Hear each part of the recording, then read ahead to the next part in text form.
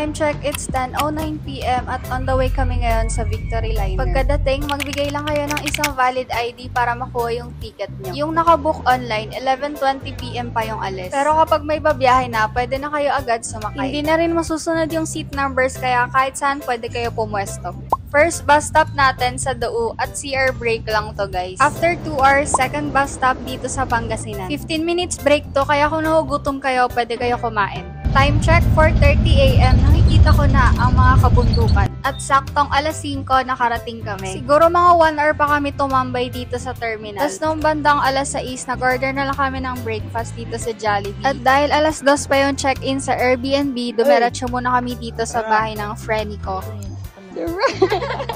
Good morning, Charmaine Rose. Nakitulog muna kami dito hanggang 12. Kay mga pagal ang person. Yung bahay nila nasa likod lang din ng PMA. Wala lang, share ko lang bago kami umalis. Hi, good morning, Baguio City. 12:22 umalis na kami. Wala kaming nasakyan ng taxi kaya nag-jeep na lang kami. Dito na kami bumaba sa SM para dito na lang din kami magla-lunch.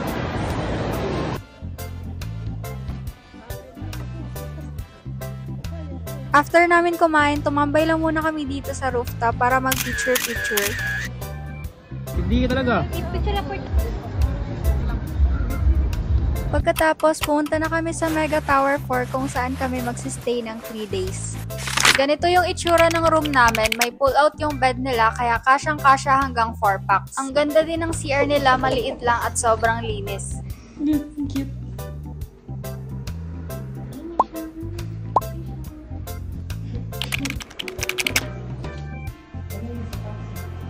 Punta naman tayo dito sa balcony nila. Sobrang ganda ng view guys. Maganda din yung location nila guys kasi walking distance lang siya sa SM at Session Road.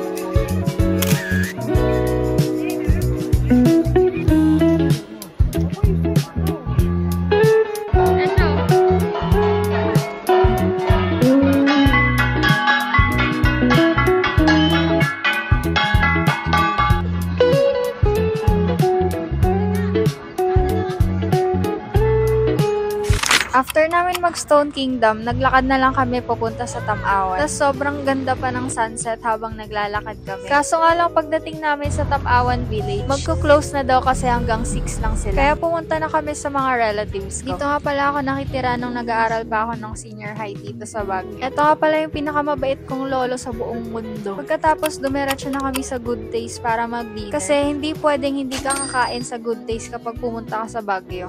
Ano na yun? Mamutos na ka?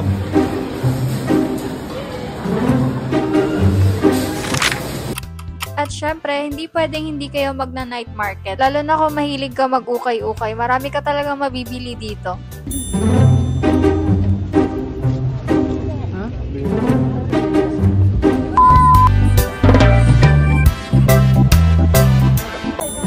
Na hindi yung color.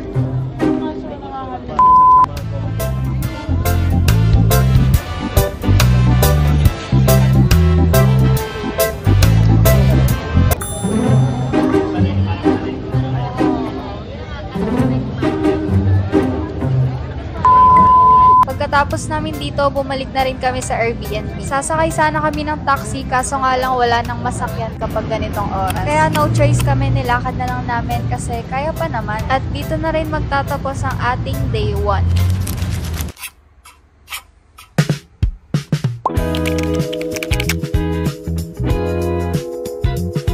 Good morning guys! Day 2 na tayo at marami-rami tayong pupuntahan ngayon. Unahin na muna natin dito sa Mines View Park. Dati walang bayad yung entrance dito pero ngayon kailangan nyo na magbayad ng 10 pesos para sa environmental fee.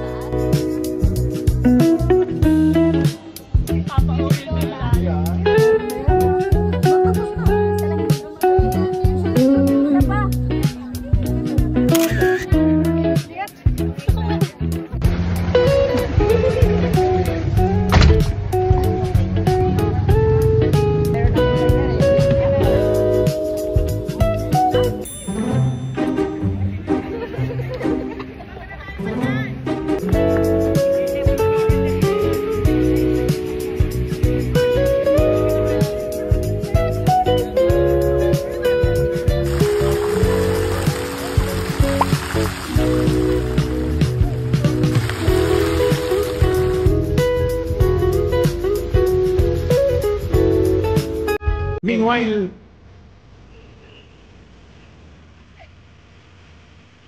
ito, lahat mo.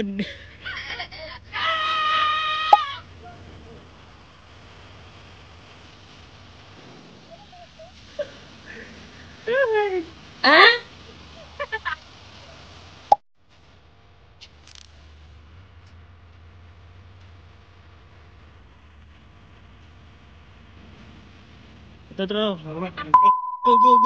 go na. Sige na, Chuchay. Mata mo na si Park Si-jung.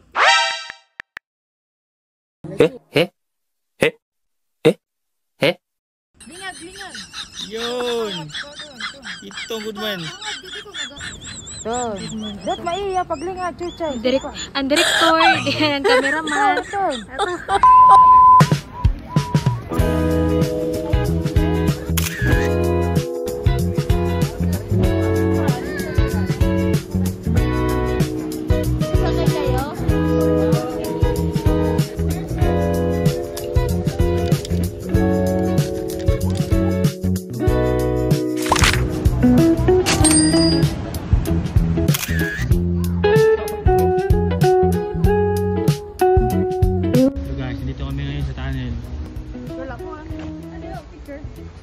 Usap. Madlang pips.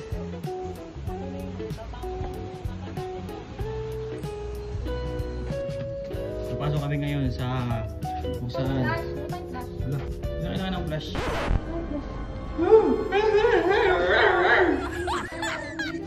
Kaya wala ka. Ulo! Tingkat mo kami kapag sa ako. Nahatok si Sasa. Kay feeling kuwan.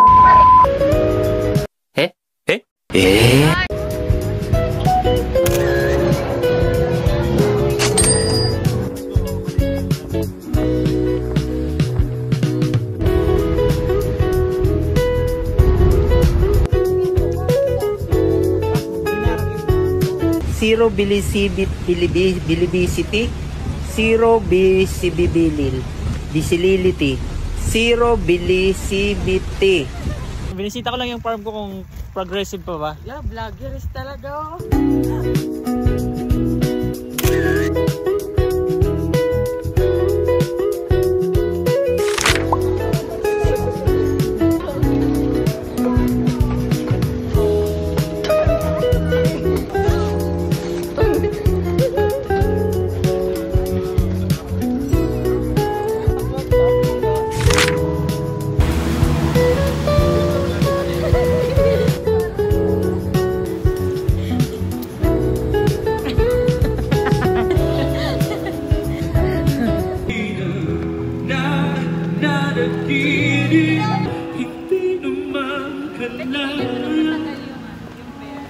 Natalo mo, bawat gabi. Wala mang nakikita. Haplos mo'y ramdam pa rin sa dilim.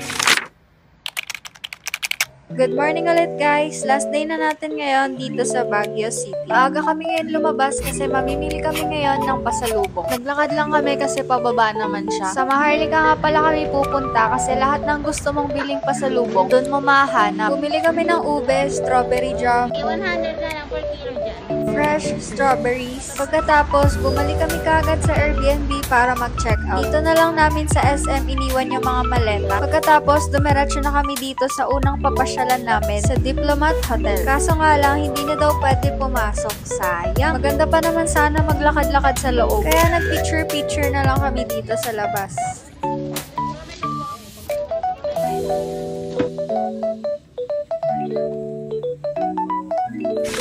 Next na pinuntahan namin dito sa Mirador Heritage and Eco Spiritual Park. Make sure lang na nakakondisyon yung katawan nyo kasi puro hagdan talaga to dito guys. Wow! Vlog ka TikTok. Wala na good, lakaw na din. So guys, nandito kami ngayon sa bamboo tree. Yan ang bahay ng kalapati. Ay, may ano, may mga coins. Wishing wish. Wishing kubo. Dito.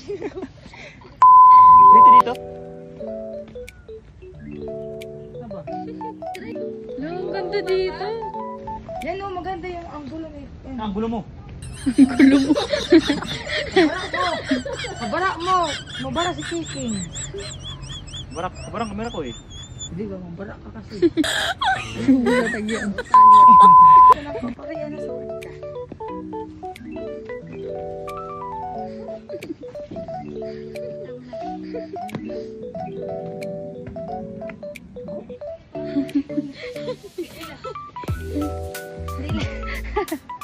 Ay, tama dito. Peace memorial ko na tawag. Ay, may F1. Ito, dito. Hindi ko na maintindihan itong mapa kasi. Wala. Ganyan. Ito? Ano yung grapes? Okay. Grapes Ben? Kape.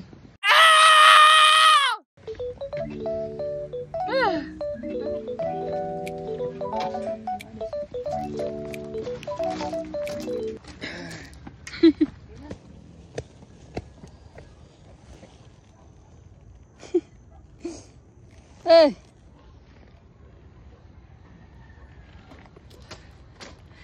Alay.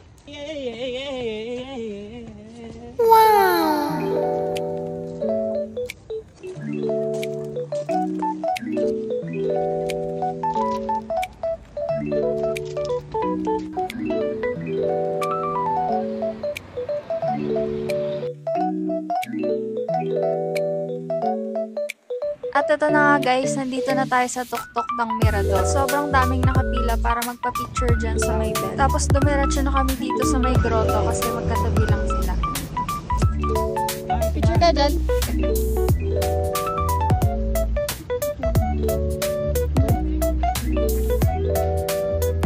Pagkatapos namin dito, dumiretso na kami sa Session Road kasi sakto Sunday ngayon may event doon. At shoutout kay ate, sobrang cute ng pet niya. Pero may dish din sila.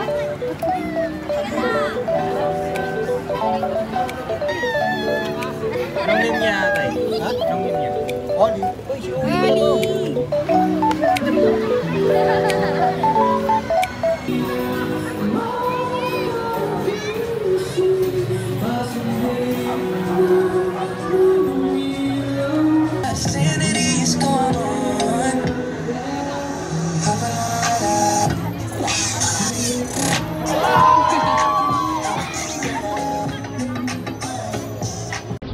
Pag-shake ka.